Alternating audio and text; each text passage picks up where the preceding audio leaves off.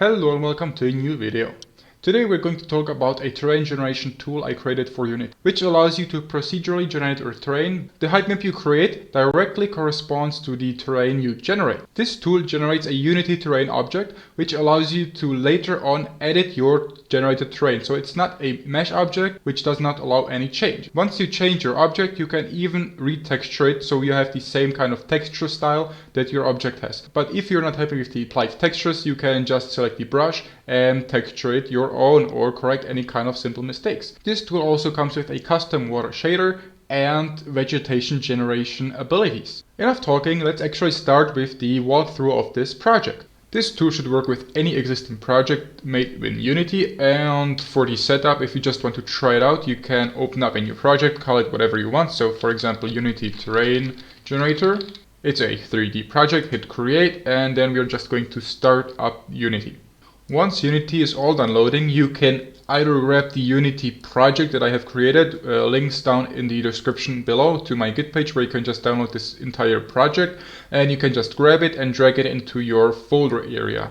Once it's all loaded, you can just hit import and wait a second. The importing of the scripts might take a while, so just give it a second because it is quite a big project. Once the import is done, you should have a script and a resources folder appear in your Unity project, and also a terrain generator in the top left menu of Unity should appear. Right here you have three menus, or three options: a height map node editor, texture settings, and vegetation settings.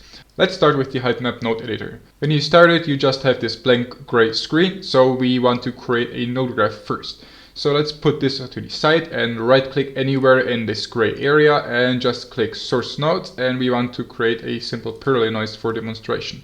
Right here we can also create a display node and just connect it like this. It's a node editor. Now we can see the output of these specific settings right here in the display node as a preview.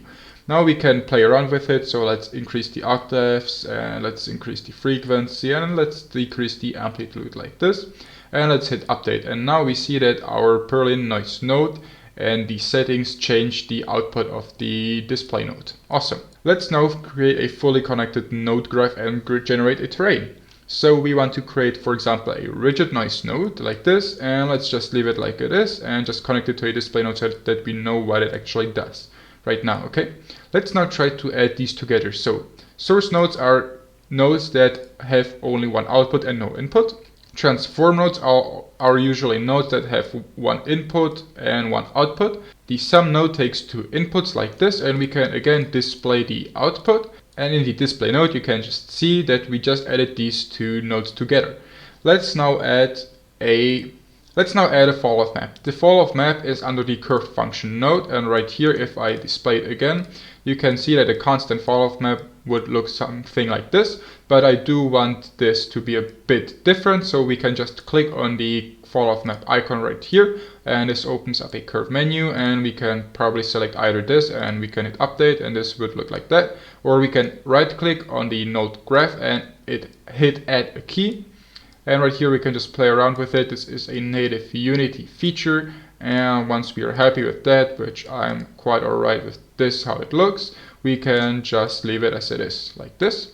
If we now subtract the height map right here on the bottom from the falloff map, we should get some kind of island structure. So let's right click, hit transform node, and let's add a subtraction node right here, and we want to subtract the output of the sum node, which is this node right here at the bottom, from the falloff map, which is basically this node right here. And you can also swap the input if you'd like to, but I'm not going to do it. And if we display it, this is just what we get as the output. So we basically just took the inside of it and then smoothened out the curves from the end. Once you're happy with the output that you get in the preview, you can just connect the final node to your terrain generator node right here. Once you connect it, a terrain size slider appears with the generate terrain node and save node graph and etc. You can save the node graph right here, and once you hit save, you have a new node graph icon right here, and you should have a new folder in the project called terrain generation assets and saved node graphs. That's where your node graph will be saved at. This way, when you close down Unity, you can just reload your node graphs as you wish. You can have multiple node graphs and do whatever you like with them. Now, once you have your node graph complete, you can just hit generate terrain, and this will take out a while depending on your PC. because this is quite a big terrain of 3000 meters times 3000 meters. Once the generation is done, you can just close this window and let's zoom out a little bit, and this is the terrain we just created. Awesome. And as you can see, the preview directly corresponds to the top-down view of our created 3D terrain. I did add one simple convenient script, a flying camera script. So if you click on your main camera and hit add component and then add flying camera to it, you would also want to probably increase your clipping plane. So the far, let's put it to something like 15,000 or maybe even 20. Once you're happy with that, you can just hit the play button and you should be able to move around with the camera. So shift is just for the faster movement, WASD is for moving around, and with the right mouse button click you can swing around your camera and you can just move around the terrain we just created. Awesome. But that is not all of it. You can also load in your own textures just as you like. So for water, you can just select the different texture that you have. These are just textures that I have pre-selected. So as you can see, the water does not have a normal map. Then we have the dirt, which is basically used as the sand, and so on and so on. You can also blur your splat maps like this, just manually if you're not happy with the transitions from splat map to splat map. And you can retexture your terrain. And you can also generate water right here in this setting. So if we generate water, this is very computational heavy, so we just get some kind of red area and we need to start the game to see the water shader take effect. And once we start the game, we can again get out of it, zoom out like this, and we can see water. This water is moving around. We also have some transparency, so if I just look down right here, we can see some distortion of the ground below.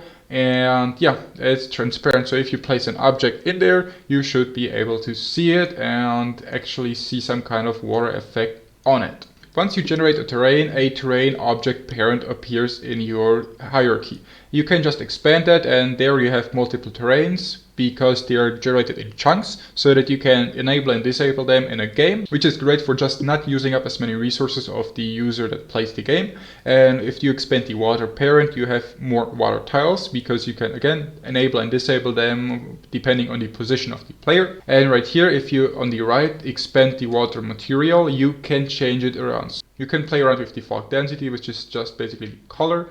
You can also decrease and increase the color, so if you want red water, you can go for red or green water or whatever. You can also change around normal maps, tiling, etc. And of course, you can also change up the speed at which the water flows. So if you want a bigger water speed, you can do that. Flow strength, that's just the amount of distortions or other settings. You can just play around with them, what they do. Like this, you can make it darker or less dark, and etc, etc. You can increase the smoothness, which is just basically the refraction strength of the light in the skybox, and so on and so on.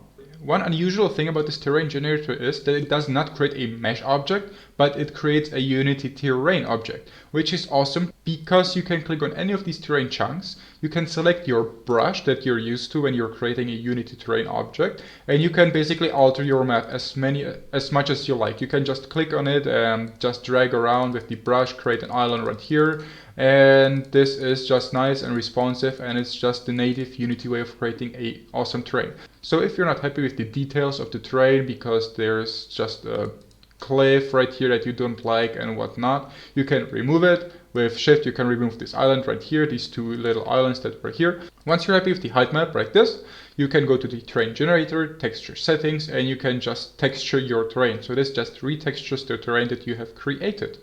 It does take a while, and once it's done, you can see that these two islands just vanished, and the new islands to be created are textures the same way as the rest of the island. You can of course also just retexture your terrain, so if you go to the paint settings, you can see the actually used textures, so you can just import your own if you'd like to, and you can paint your terrain just as you'd like to. So like this, awesome. No terrain would be complete without vegetation settings, so you can just go to the terrain generator, vegetation settings.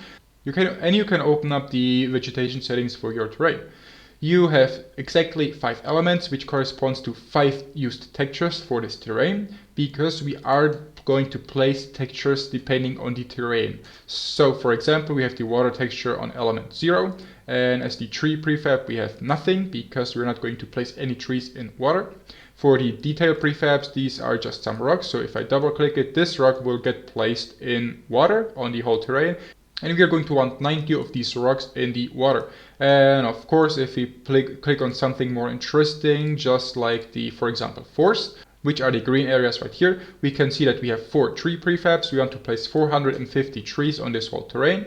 We want to place these 2 kinds of rocks and 180 of them, and we want to place bushes. So we have a couple of bushes right here, and we want to place 900 bushes in this whole terrain on this kind of texture. You can of course play around with it. I have some kind of basic prefabs pre-imported right here that you can use. You can use your own prefabs that you would like, and these are just some basic settings that come with this terrain. So if I just hit generate vegetation, once the vegetation finishes spawning, we are going to have a new vegetation container. This splits up into terrain. So if I look from the top, we have terrain chunk 00, 01, and so on, which corresponds to the terrain parent.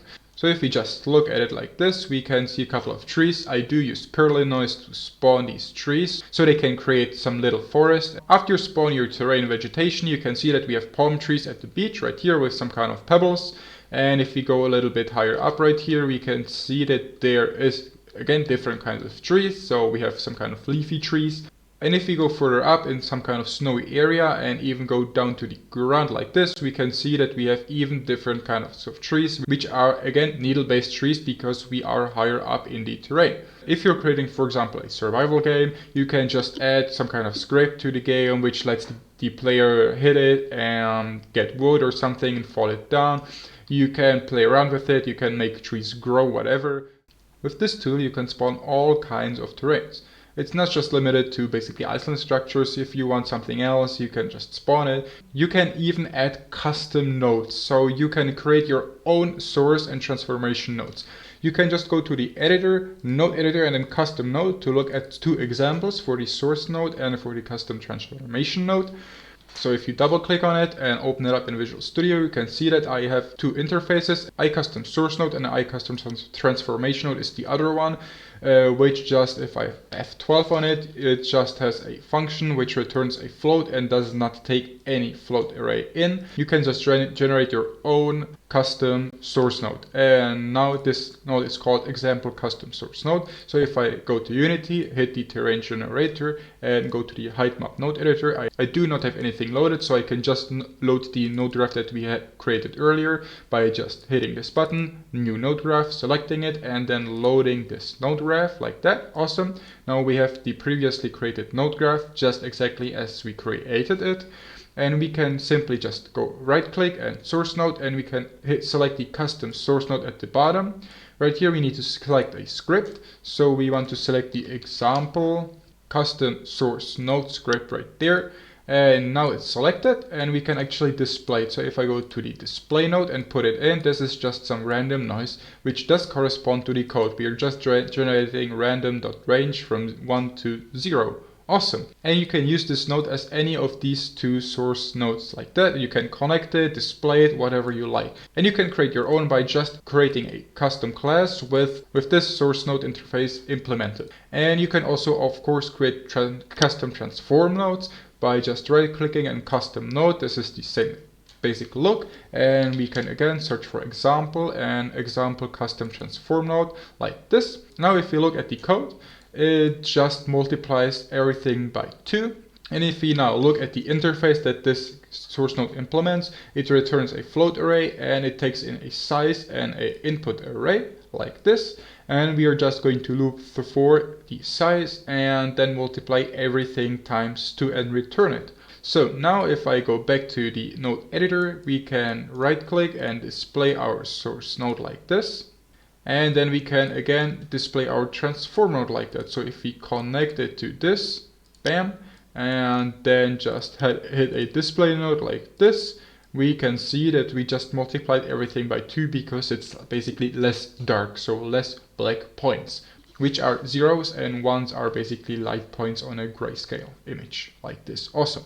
So this is just a simple way for you to actually implement any kind of source and transformation you would like. With that all said, if you have any questions or any suggestions or any ideas which I could explain more in future videos, let me know in the comments down below, like the video and subscribe to the channel. And I'll see you in the next one. Bye!